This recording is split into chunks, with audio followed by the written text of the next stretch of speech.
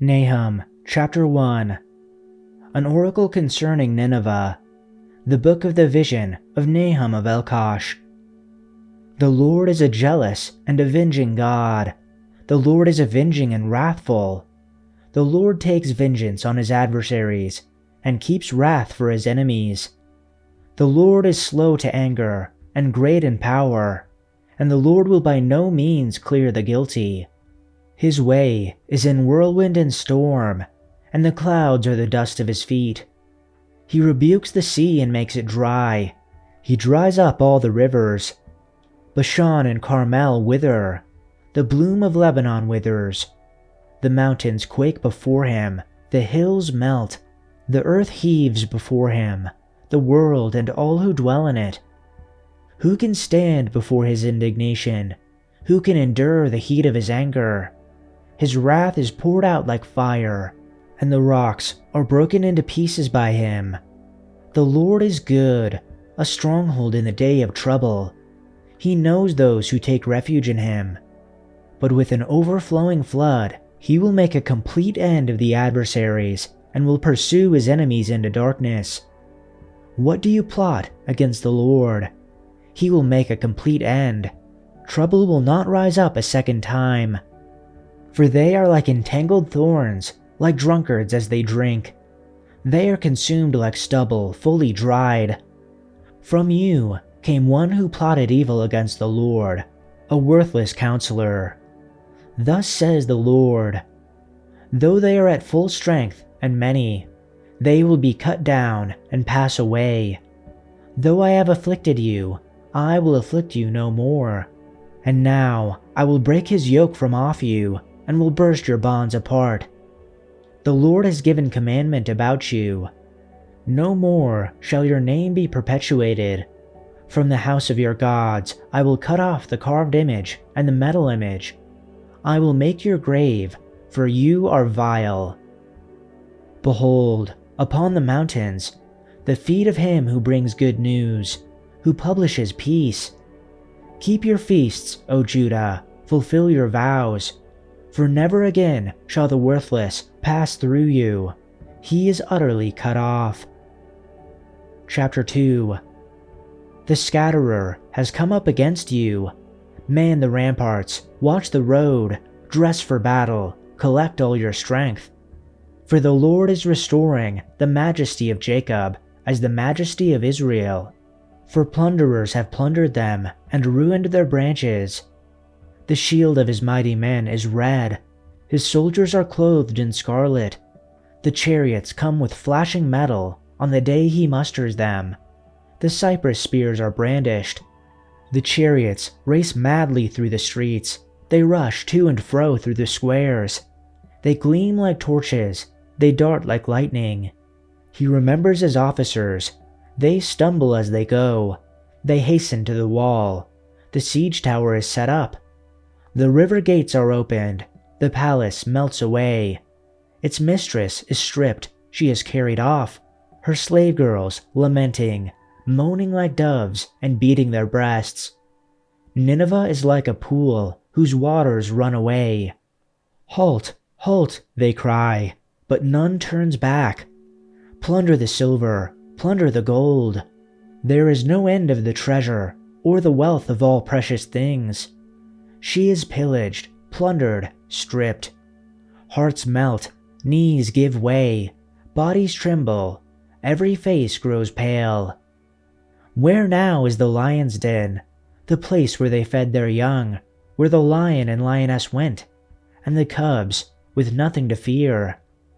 The lion killed enough for his cubs, and strangled the prey for his mate, filling his lair with the kill, and his dens with the prey. I am against you, declares the Lord Almighty. I will burn up your chariots in smoke, and the sword will devour your young lions. I will leave you no prey on the earth. The voices of your messengers will no longer be heard. Chapter 3. Woe to the city of blood, full of lies, full of plunder, never without victims. The crack of whips, the clatter of wheels, galloping horses and jolting chariots. charging cavalry, flashing swords, and glittering spears. Many casualties, piles of dead, bodies without number, people stumbling over the corpses, all because of the wanton lust of a prostitute, alluring, the mistress of sorceries, who enslaved nations by her prostitution and peoples by her witchcraft. I am against you, declares the Lord Almighty. I will lift your skirts over your face. I will show the nations your nakedness, and the kingdoms your shame. I will pelt you with filth. I will treat you with contempt, and make you a spectacle. All who see you will flee from you and say, Nineveh is in ruins. Who will mourn for her? Where can I find anyone to comfort you? Are you better than Thebes, situated on the Nile, with water around her? The river was her defense, the waters her wall. Cush and Egypt were her boundless strength. Put and Libya were among her allies. Yet she was taken captive and went into exile. Her infants were dashed to pieces at every street corner. Lots were cast for her nobles, and all her great men were put in chains. You too will become drunk. You will go into hiding and seek refuge from the enemy. All your fortresses are like fig trees with their first ripe fruit. When they are shaken, the figs fall into the mouth of the eater. Look at your troops. They are all weaklings. The gates of your land are wide open to your enemies. Fire has consumed the bars of your gates. Draw water for the siege. Strengthen your defenses. Work the clay, tread the mortar, repair the brickwork. There the fire will consume you. The sword will cut you down. They will devour you like a swarm of locusts. Multiply like grasshoppers. Multiply like locusts. You have increased the number of your merchants, till they are more numerous than the stars in the sky. But like locusts, they strip the land and then fly away. Your guards are like locusts, your officials like a swarm of locusts that settle in the walls on a cold day. But when the sun appears, they fly away, and no one knows where. King of Assyria, your shepherds slumber. Your nobles lie down to rest. Your people are scattered on the mountains, with no one to gather them. Nothing can heal you. Your wound is fatal. All who hear the news about you clap their hands at your fall. For who has not felt your endless cruelty? Habakkuk, chapter 1. The pronouncement which Habakkuk the prophet saw.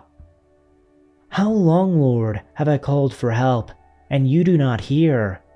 I cry out to you, violence, yet you do not save. Why do you make me see disaster, and make me look at destitution? Yes, devastation and violence are before me.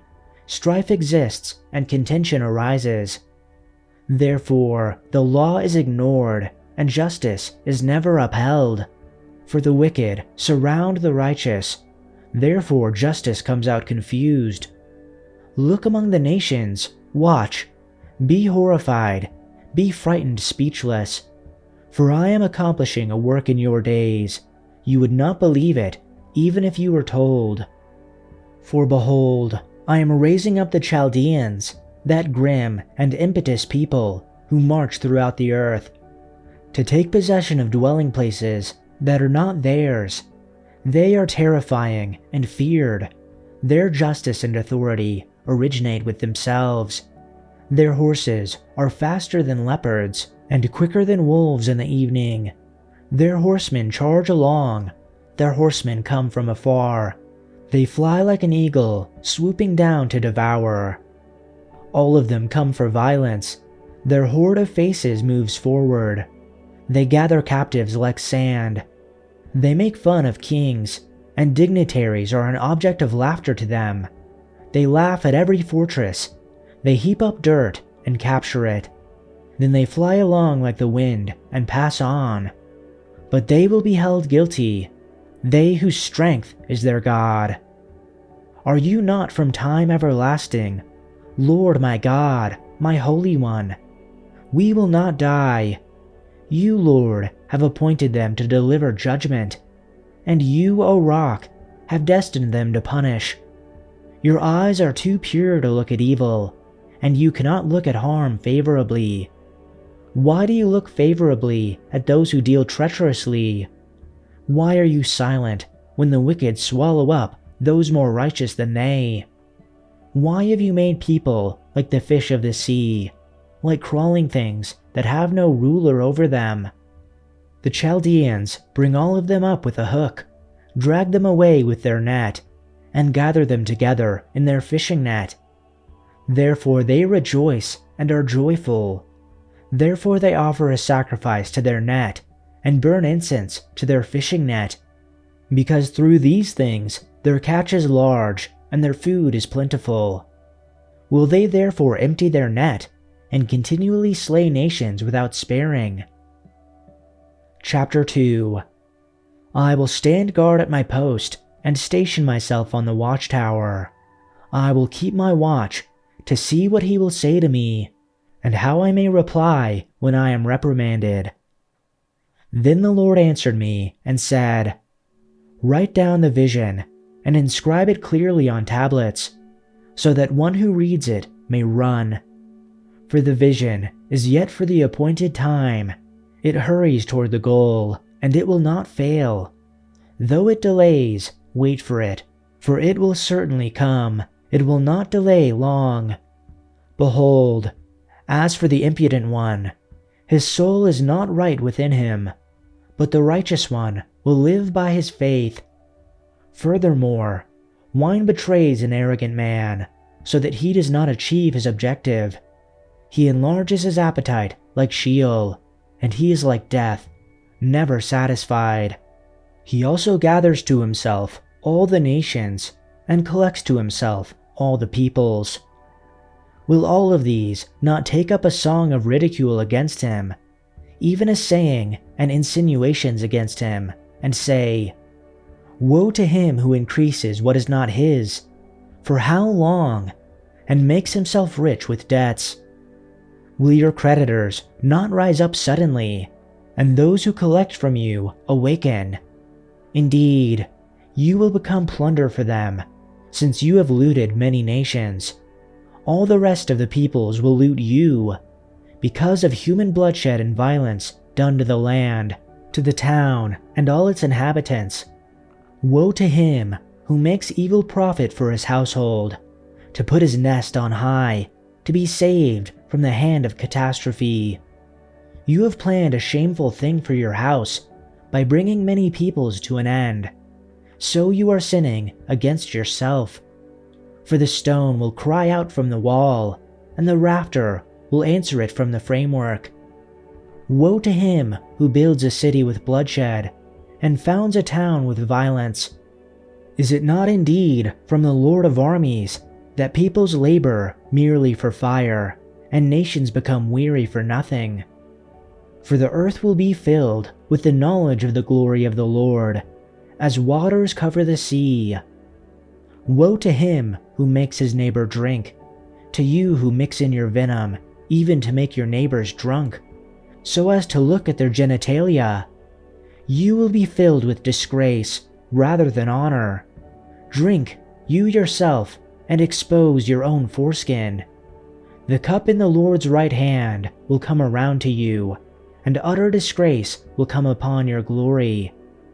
For the violence done to Lebanon will overwhelm you, and the devastation of its animals by which you terrified them, because of human bloodshed and violence done to the land, to the town and all its inhabitants. What benefit is a carved image when its maker has carved it, or a cast metal image, a teacher of falsehood? For its maker trusts in his own handiwork when he fashions speechless idols. Woe to him who says to a piece of wood, Awake! To a mute stone, Arise! That is your teacher? Behold, it is overlaid with gold and silver, yet there is no breath at all inside it. But the Lord is in his holy temple. Let all the earth be silent before him. Chapter 3. This prayer was sung by the prophet Habakkuk. I have heard all about you, Lord. I am filled with awe by your amazing works. In this time of our deep need, help us again as you did in years gone by, and in your anger, remember your mercy. I see God moving across the deserts from Edom, the Holy One coming from Mount Paran. His brilliant splendor fills the heavens, and the earth is filled with his praise. His coming is as brilliant as the sunrise. Rays of light flash from his hands, where his awesome power is hidden. Pestilence marches before him, plague follows close behind. When he stops, the earth shakes. When he looks, the nations tremble. He shatters the everlasting mountains and levels the eternal hills. He is the Eternal One. I see the people of Cushan in distress, and the nation of Midian trembling in terror. Was it in anger, Lord, that you struck the rivers and parted the sea? Were you displeased with them? No, you were sending your chariots of salvation. You brandished your bow and your quiver of arrows. You split open the earth with flowing rivers. The mountains watched and trembled. Onward swept the raging waters. The mighty deep cried out, lifting its hands in submission. The sun and moon stood still in the sky as your brilliant arrows flew and your glittering spear flashed. You marched across the land in anger and trampled the nations in your fury. You went out to rescue your chosen people, to save your anointed ones. You crushed the heads of the wicked and stripped their bones from head to toe. With his own weapons, you destroyed the chief of those who rushed out like a whirlwind, thinking Israel would be easy prey. You trampled the sea with your horses, and the mighty waters piled high. I trembled inside when I heard this. My lips quivered with fear. My legs gave way beneath me, and I shook in terror. I will wait quietly for the coming day, when disaster will strike the people who invade us. Even though the fig trees have no blossoms, and there are no grapes on the vines, even though the olive crop fails, and the fields lie empty and barren, even though the flocks die in the fields, and the cattle barns are empty, yet I will rejoice in the Lord. I will be joyful in the God of my salvation. The sovereign Lord is my strength. He makes me as sure-footed as a deer, able to tread upon the heights.